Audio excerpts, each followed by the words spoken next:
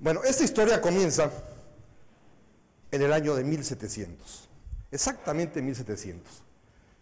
Es el año en que muere este personaje que ustedes ven en pantalla, aunque sea en chiquito ahí atrás. Su Majestad, el rey Carlos II de España. El último de los Austria, el último descendiente de aquella dinastía fundada por la unión de aquella princesa española de nombre Juana, a quien la historia calificaría después como Juana la Loca, que perdidamente enamorada de su marido, el archiduque Felipe, aquel Felipe el Hermoso, cuando él muere, esta mujer persigue su cadáver por todo Castilla y La Mancha y fundan una dinastía entre cuyos más distinguidos miembros estará, por supuesto, el gran emperador Carlos I, V de Alemania, estará también Felipe II, después Felipe III, Felipe IV y finalmente don Carlos II. Pero mírenlo, el rostro no oculta claramente las consecutivas y generacionales combinaciones de cromosomas entre familiares, por el tanto uso y abuso de los matrimonios entre primos y tíos y sobrinas, que para perpetuar la casa de Austria fomentaron los monarcas. Fíjense en sus labios, en su mentón, y el hombre tenía graves problemas físicos. No mermaban, eso sí, su inteligencia. Es un monarca eficiente, cuyo talento se plasmó para efecto de América, en que es él quien lanza la recopilación de las leyes de los reinos de Indias, que le dio orden jurídico a las Indias occidentales, entre las cuales estaba la Nueva España. Pero sin embargo, los defectos físicos son más abrumadores que el talento intelectual que pueda tener un rey, que está viviendo el tránsito entre dos siglos, que está muriendo en él y que tiene la desdicha de que no tiene hijos, con todo y que tuvo 3 esposas. No es que las cambiara, se le morían. Difícilmente lo habrán soportado, hoy pienso a veces. Pero el vulgo, el pueblo, a este hombre que está aquí en imagen, lo apodaba Carlos II el hechizado, cuando bien nos iba.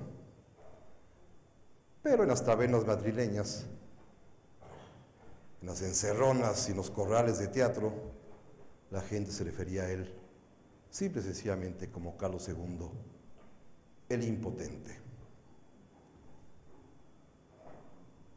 Y se muere sin descendencia y se acaba la casa de Austria. Pero bueno, afortunadamente tenía una hermana que era la reina de Francia, casada con el rey Sol, con Luis XIII, quien a su vez tenía un hijo y a su vez un nieto. Y ante la gravedad de la situación, ante la urgencia de darle a España un rey, el pariente más cercano que tiene libre y disponible es ese muchachito francés llamado Felipe de Anjou, nieto del rey de Francia, en segundo lugar en la línea de sucesión francesa, y que es por esta razón de que la hermana es la hermana del rey de España y finalmente la línea descendente, es el último pariente o el único pariente elegible para ocupar el trono de España. Y Carlos II termina, ahí viene la lluvia por hablar mal de los reyes, termina con la dinastía de los Austria y da paso a una nueva dinastía en España, que lo es la casa de Borbón, que hasta nuestros días reina todavía en aquel país. Y se va a poner peor porque voy a decir cosas más graves de los reyes todavía.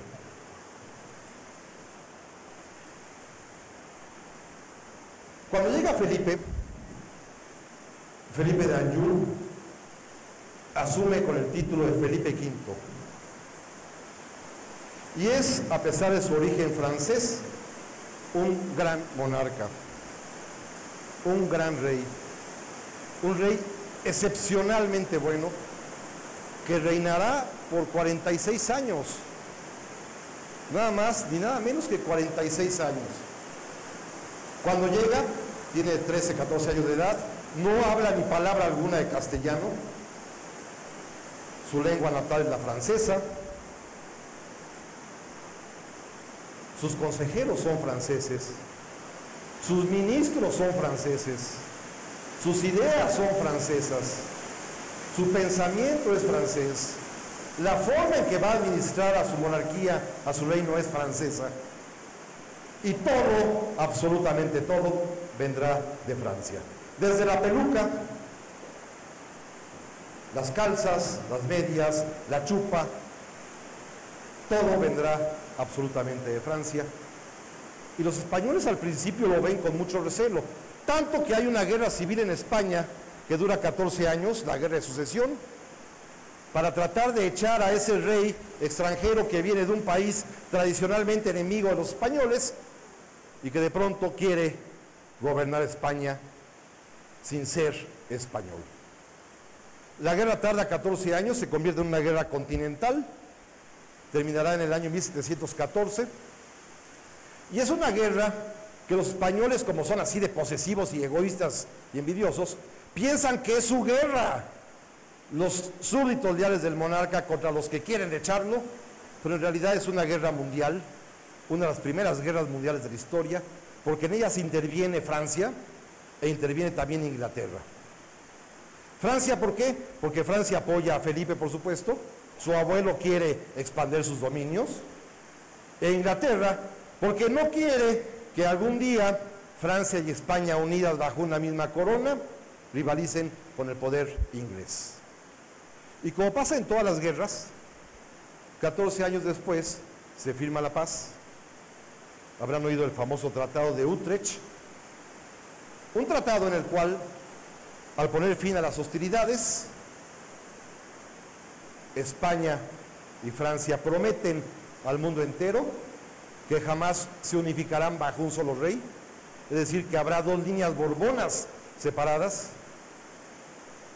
y España, que es la gran perdedora, es obligada por Inglaterra, fíjense qué hermoso esto, a cederles un pedacito de territorio español a los ingleses. Territorio español que hoy en día sigue siendo la fuente de pleitos entre ingleses y españoles. Me refiero al Peñón de Gibraltar. Lo pierden desde aquel tiempo. Pero bueno, acaba la guerra, se reconoce ya finalmente como rey único y legítimo de España Felipe V y comienza a gobernar. Y lo hace de manera ejemplar. Sus ministros, los marqués de Grimaldi y el marqués de la Ensenada, son dos hombres que vienen de origen francés, se naturalizan españoles, adquieren título nobiliario español, pero gobiernan con una inteligencia tal que logran que España se convierta de nueva cuenta en una potencia. Una potencia muy extraña porque vive de sus colonias americanas, de los reinos que tienen América. Y Felipe V es tan inteligente que se da cuenta de que la verdadera riqueza española está en América y para ello va a mandar a gobernar a los americanos y especialmente a la joya de la corona que es la Nueva España, a sus mejores hombres. Y mandó a dos virreyes excepcionales, poco conocidos, porque su obra buena y generosa se pierde en lo que pasó después, pero dos virreyes, hoy con nombre de calle, como verán ahorita, pero excepcionales.